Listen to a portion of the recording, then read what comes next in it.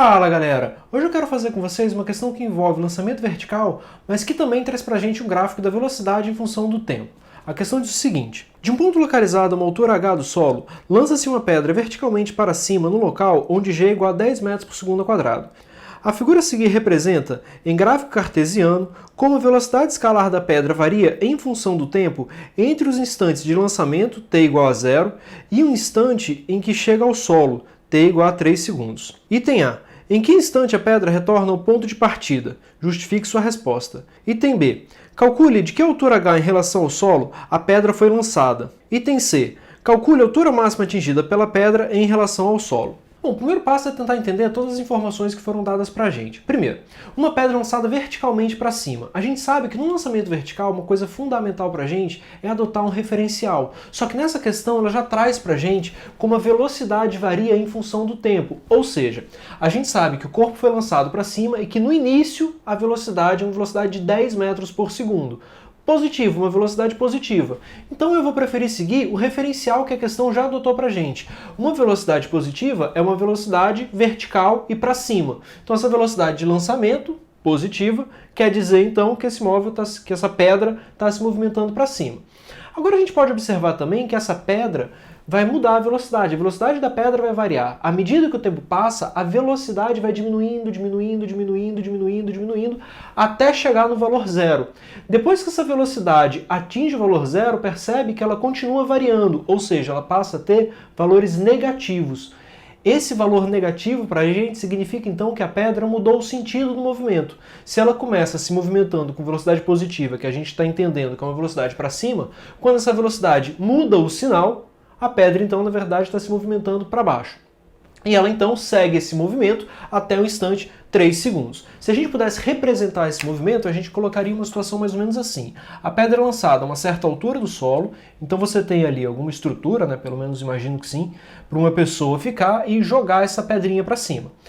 Essa velocidade inicial, então, que a gente entende como sendo 10 metros por segundo e sendo positiva, é uma velocidade inicial para cima. Essa pedrinha vai subindo, até atingir a altura máxima. Depois que ela atinge a altura máxima, ela vai descer.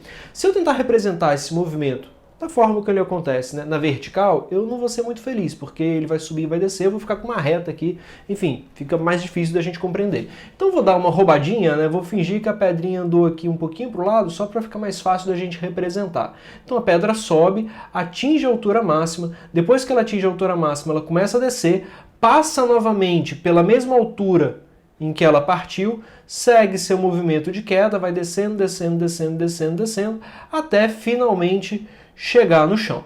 Então isso tudo aqui levou 3 segundos.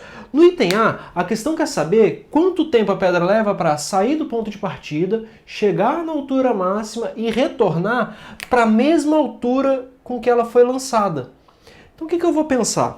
Se eu sei que a velocidade é positiva quando a pedra está se movimentando para cima, e sei que quando a velocidade fica negativa é porque o movimento inverteu o sentido, no ponto de altura máxima eu posso dizer que a velocidade da pedra é igual a zero. Então essa é uma característica muito importante do movimento vertical, do lançamento vertical para cima. No ponto de altura máxima, a velocidade dessa pedra vai ser igual a zero, a velocidade é nula. Isso significa então que a pedra leva quanto tempo para chegar no ponto de altura máxima? Gente, ela começou com velocidade 10, ela atinge a altura máxima quando a velocidade é zero, ou seja, ela levou 1 segundo para chegar no ponto de altura máxima. Uma vez que essa pedra chega no ponto de altura máxima, o que vai acontecer com ela? Ela vai começar a descer. Só que aí tem o the jump of the cat, né, o pulo do gato. Se ela levou 1 segundo para atingir a altura máxima, para ela voltar ao ponto de partida, ela vai gastar o mesmo tempo que ela levou para chegar nessa altura máxima.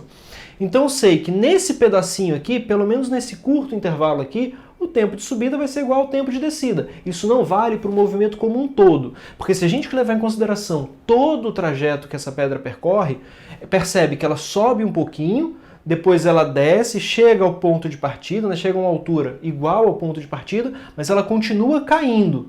Mas eu sei que se ela levou 1 segundo para atingir a altura máxima, depois de mais 1 segundo, ela retorna ao seu ponto de partida.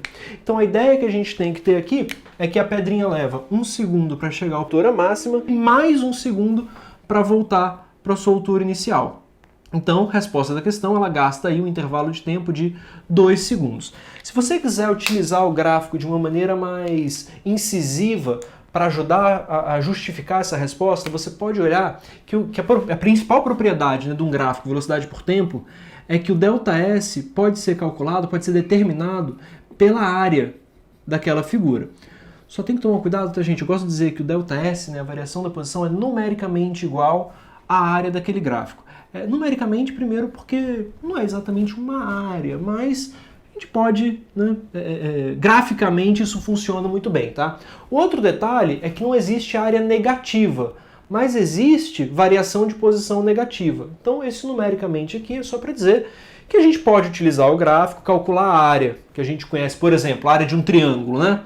A área de um triângulo, a gente sabe que é base vezes altura sobre 2. Só que quando a gente calcula a área de um triângulo, o resultado vai dar em metro quadrado, em centímetro quadrado, alguma coisa assim. Centímetro quadrado, metro quadrado não é distância, mas considerando o gráfico, esse valor que a gente encontra para a área, ele é numericamente igual à distância percorrida. Bom, em outras palavras, o que eu estou querendo dizer? Imagina aqui que a pedra tem lá uma velocidade igual a 10 e ela vai até a altura máxima. A gente sabe que na altura máxima a velocidade é 0. Se você quiser calcular essa área aqui, ó, a área desse pedacinho aqui, o que você faria para calcular essa área? Bom, utilizando os valores que a gente tem no gráfico, você pode dizer que essa área é base vezes altura sobre 2. Ou seja, a base é 1 segundo, a altura seriam ali os 10 metros por segundo divididos por 2. Isso aqui representa para mim 5 metros, que na verdade é uma variação de posição de 5 metros, ou seja, essa partícula percorre 5 metros até chegar na altura máxima. Então esses 5 metros aqui representa para mim um deslocamento para cima, que essa pedrinha aí percorreu até atingir a altura máxima. Depois de atingir a altura máxima, o que acontece com essa pedra? Aí ela começa a descer. Ela começa a descer. Se ela já subiu 5 metros, quanto tempo ela leva para descer esses 5 metros que ela já subiu? Veja bem, gente. Olhe para essa areazinha daqui, ó. Percebe que são dois triângulos, né? Marcados ali, opostos pelo vértice, né? Tem aqui dois ângulos, né? Opostos pelo vértice. Com a mesma altura, né? Essa altura aqui vale 10 e essa daqui também vale 10. Percebe que para calcular a área a gente não considera o sinal, tá?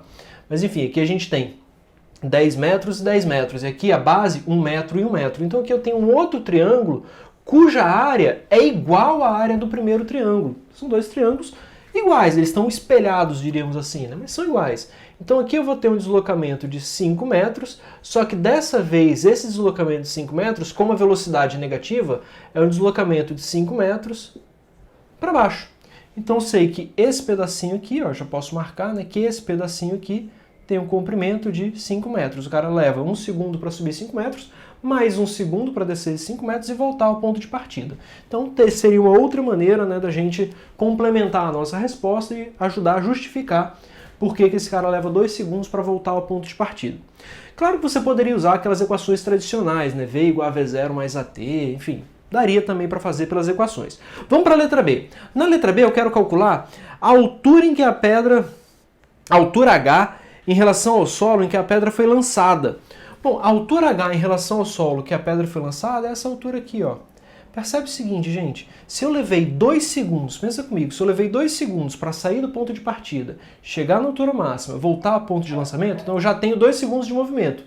O que falta agora? Falta agora eu sair daqui e chegar no chão, não é isso? Então falta percorrer essa altura H. Essa altura H percorrida aqui é percorrida no restante do movimento, é percorrida então nesse último segundo de movimento aqui. O que eu posso fazer então para responder a letra B?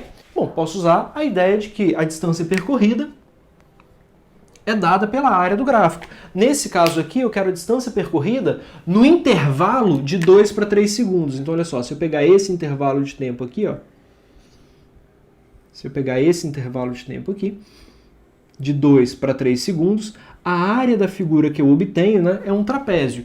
Se você quiser calcular a área do trapézio, problema nenhum, né? A gente sabe que a área de um trapézio é dada por base maior mais base menor vezes altura divididos por 2, né?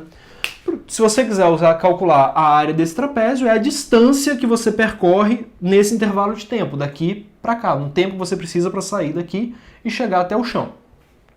Só que aqui eu vou tentar dar uma outra roubada. Essa questão aqui é boa que a gente pode dar umas roubadinhas, né? Mas aqui, ó.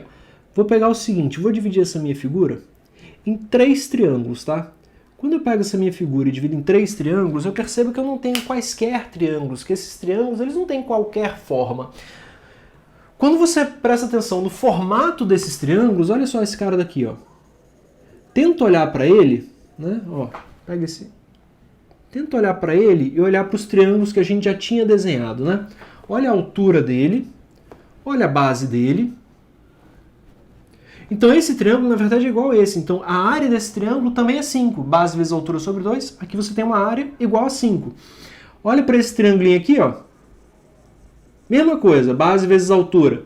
Base 1, altura 10. É igual aos outros triângulos, tá? Então eu vou encontrar aqui 3 triângulos iguais.